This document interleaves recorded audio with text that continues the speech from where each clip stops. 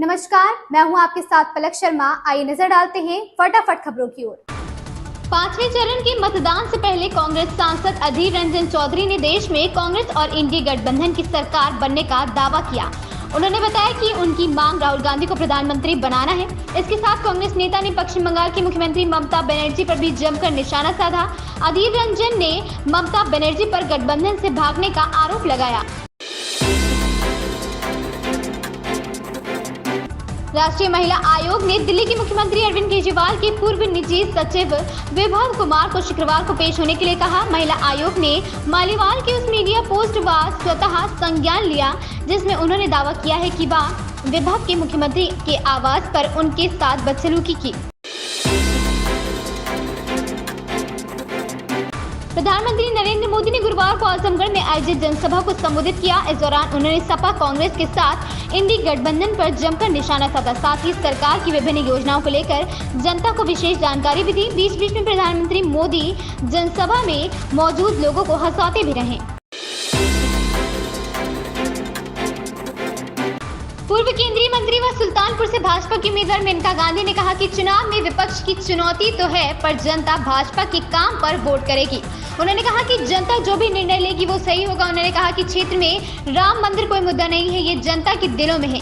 जनता विकास के मुद्दे पर वोट देगी। उन्होंने कहा कि प्रधानमंत्री आवास योजना सहित कई नीतियों का जनता को सीधा लाभ मिला है। विपक्ष के लोग जातिवाद करने की कोशिश कर रहे हैं, लेकिन इसका कोई प्रभाव नहीं पड़ेगा। स्वाति मालीवाल से अभद्रता के मामले में बसपा प्रमुख मायावती ने कहा है कि महिलाओं की सुरक्षा, सम्मान और उत्पीड़न पर दोहरा मापदंड नहीं अपनाना चाहिए। उन्होंने कहा कि स्वाति मालीवाल के साथ अभद्रता के मामले में दोषी पर अब तक कार्रवाई नहीं होना गलत है। ऐसे में राज्यसभा के सभापति और महिला आयोग को भी इस घटना का संज्ञान लेना चाहिए। अखिलेश ने मंच से कहा कि पिछले 10 सालों में भाजपा सरकार ने बुंदेलखंड की जनता को लूटने का काम किया है। अब जनता भाजपा को रोकने का कार्य करेगी। अखिलेश ने कहा कि भाजपा ने यहां 60 लाख लोगों के भविष्य को अंधकार में डाल दिया है। अखिलेश ने कहा कि अगर अब भाजपा की सरकार आई तो अभी तो फौज की नौकरी 4 साल की हुई है।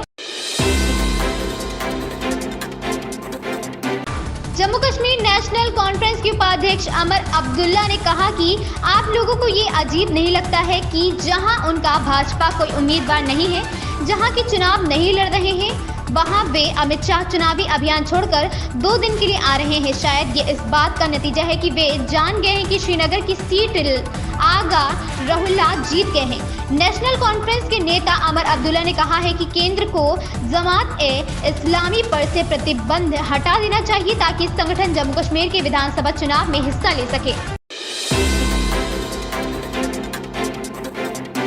राजद सुप्रीमो और बिहार के पूर्व मुख्यमंत्री लालू प्रसाद यादव ने आज भाजपा पर तीखा हमला बोलते हुए आरोप लगाया कि भगवा पार्टी आरक्षण और लोकतंत्र को खत्म करने पर तुली हुई है। लोकसभा चुनाव प्रचार के बीच सोशल मीडिया पर लालू यादव ने लोगों से बीजेपी को वोट ना देने की अपील की। उन्होंने एक्स पोस्ट में लिखा कि प्यारे देशवासी, सतर्क और सावधान हो जाइए। भाजपा आपका आरक्षण देश का लोकतंत्र और संविधान खत्म करने पर तुल गया है।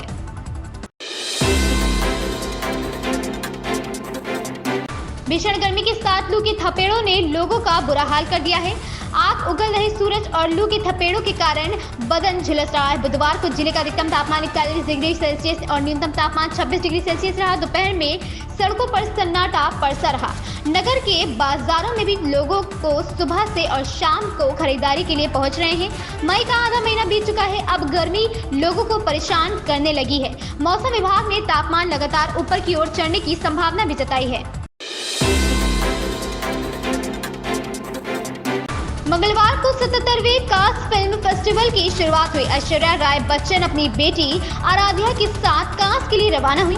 बीती रात ऐश्वर्या को बेटी के साथ मुंबई एयरपोर्ट पर देखा गया। ऐश्वर्या के हाथ में प्लास्टर देख सोशल मीडिया पर उनके फैंस दुखी हो रहे हैं और दुख जाहिर कर रहे हैं। उनके दाएं हाथ में आर्म स्लिंग बंधी हुई थी। चोटिल होने के बावजूद भी वो कांस में शामिल होने गई। ऐश्वर्या के लुक की बात करें तो ओवरसाइज्ड कोट और ब्लैक ट्राउजर में नजर आई। वहीं बेटी आराध्या ब्लैक जॉगर और व्हाइट स्वेटशर्ट पहने थी। इन खबरों में बस इतना ही। बने रहे हमारे साथ।